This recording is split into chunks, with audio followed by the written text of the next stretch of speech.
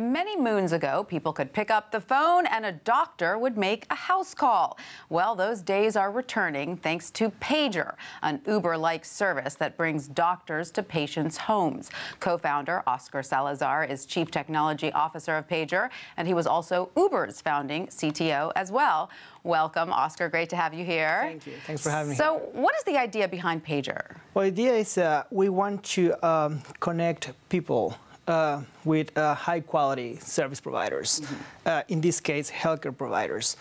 It's more like Amazon, instead of Uber, in the sense that we're building a true marketplace for patients to reach out for better care. So the doctors that are part of Pager, are they vetted by you? Who signs up? Which medical providers sign up? Yeah, they are credentialed and background checked and vetted by Pager, but also we're establishing partnerships with health systems, so we can actually use their doctors in our platform too. Right. Now, I understand the first call is $50 and then it's $200 after that. Is insurance accepted for any of this? Correct. It's $50 first time and then $200. Right now it's out of pocket, but thanks to future partnerships, we're going to be able to offer insurance very soon. And you just got a big load of funding. I mean, you're what, a year old? Just over a year old? Yeah, a year old.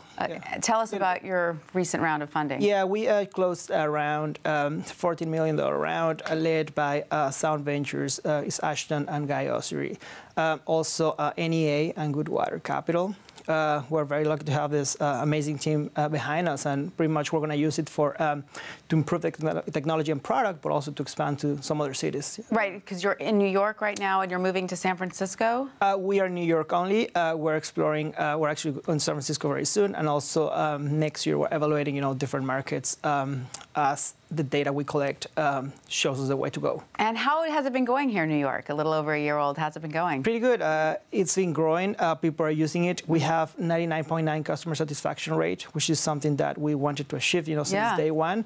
And it's as easy as, clicking a button on your iPhone. It's exactly like that. Just click a button and you get a doctor in your place. It's like pizza. It sounds like pizza, but better, right? Because the doctor can prescribe medication, do stitches. What are the things the doctor is qualified basically to do? Lacerations. We do also prescribe medications. We don't prescribe narcotics. This is a policy of the company. But we can actually... So this is not Duber. This is... This is actually, we want to make you healthy. Right, okay, That's the reality. Right. And pretty much, they do, all sort of things like we do blood samples. We also do some biometrics, basic biometric check. We have nurses in the platform too. So we're actually expanding our offer, as we learn more about our consumers, but also as technology evolves. Right. So you were also the first Chief Technology Officer at Uber, so there's a lot of Uber DNA in Pager.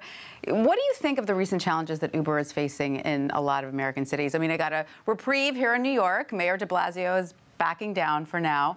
But do you think there are legitimate concerns over Uber drivers and traffic congestion? Well, I think when a new technology enters the market, raises questions. And I think this is pretty much, it's two different, it's one new industry and one old establishment trying to understand how technology is going to affect, their life. So I think it's pretty valid for governments to raise these kind of questions. Right. What is very important, not only for Uber, also for drones and self-driving cars, and new drugs and, all this kind of this size and advance, I think it's very valid for governments to start asking the right question and also to start working together with the private sector to understand, the future implications on people's lives. So they should be studying it, and you think they're asking the right questions, but do you think ultimately Uber and similar groups will prevail and coexist peacefully with taxi cabs and cities? I think technology will prevail. Yeah.